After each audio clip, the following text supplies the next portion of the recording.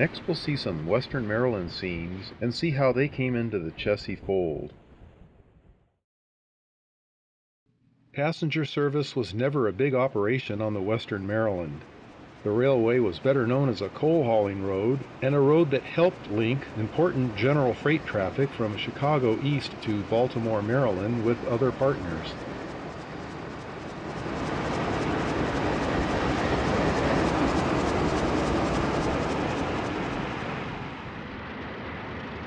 The power today on this train is an Alco Model RS3 built in 1953. The station and freight house are gone. This was a junction with a set-out track for this electric interurban line.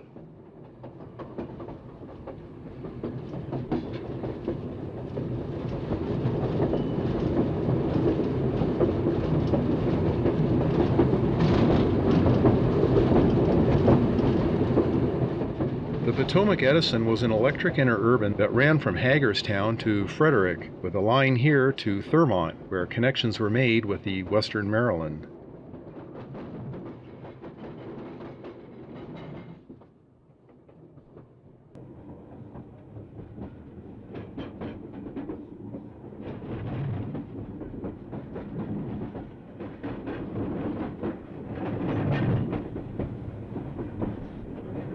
This line is long pulled up, and you can still make out some of the right-of-way from the air, plus Allegheny Power uses some segments for electric transmission lines now.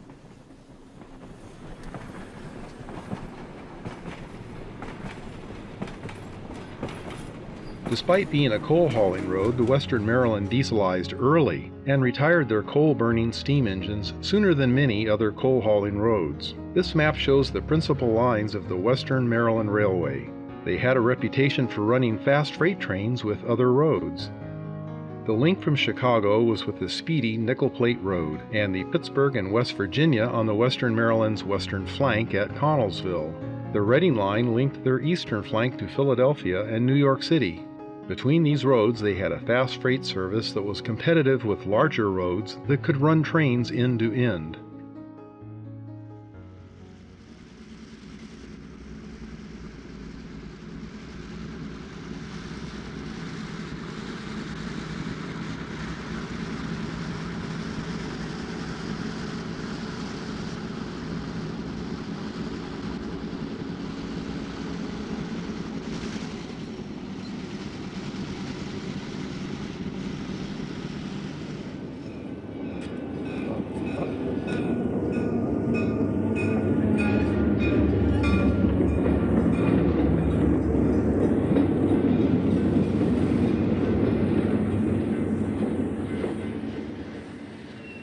A helper set of pure vintage Alco diesel power moves past an eastbound at Williamsport, Maryland. We'll see the helpers at work on another eastbound train led by B&O 3722.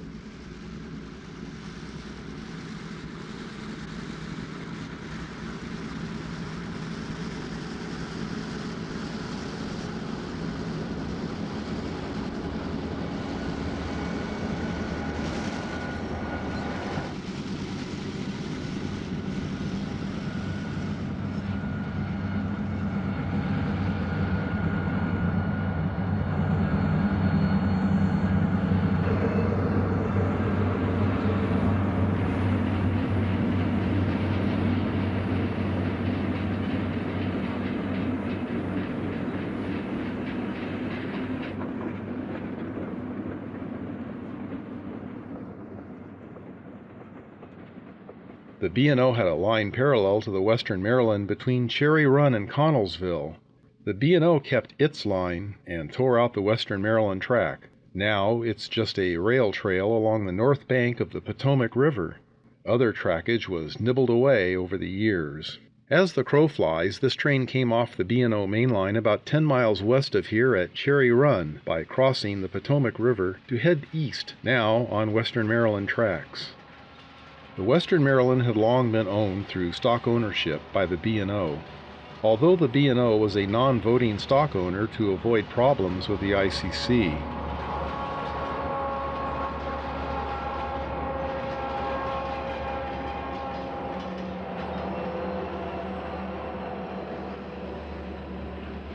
The Western Maryland exercised a lot of independence, but it did cooperate with the B&O.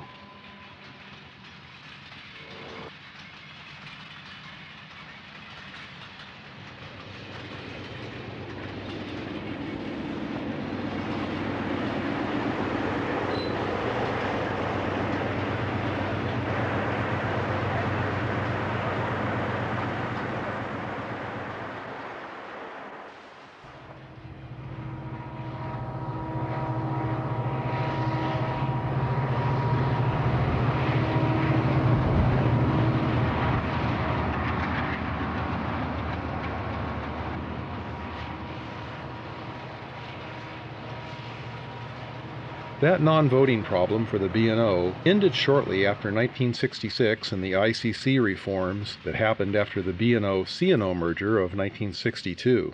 After that, the Western Maryland came under closer control.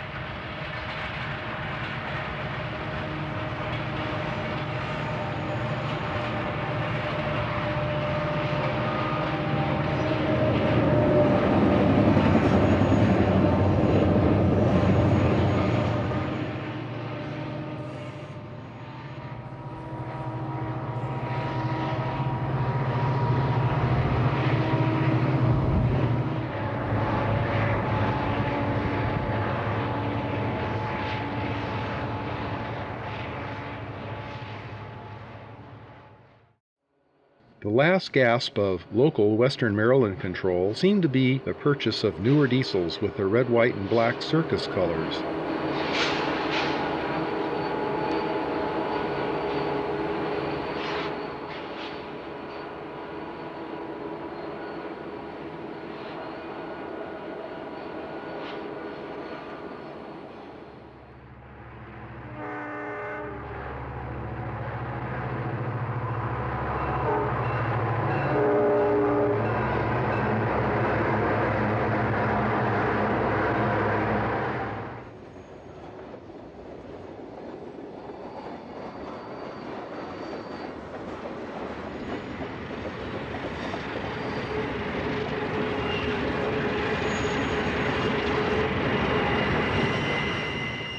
Some of this Western Maryland power looks a bit anachronistic in the early 1970s, but Western Maryland diesels always had a high standard of maintenance.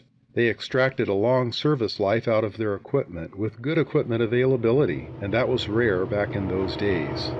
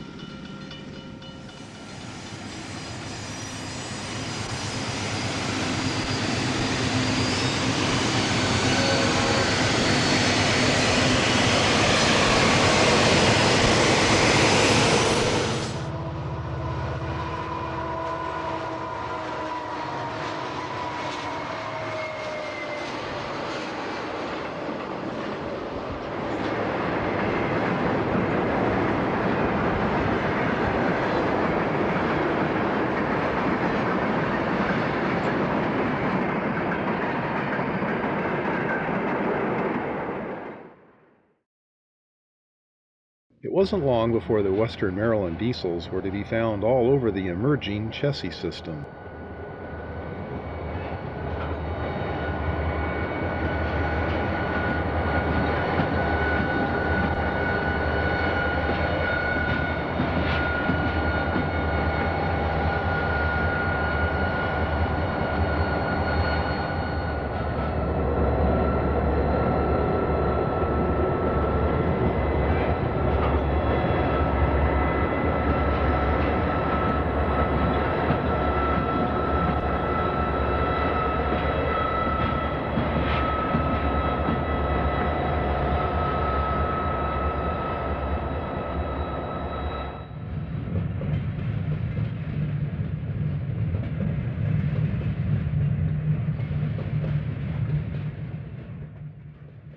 The integration of the Western Maryland and the B&O C&O combination brought a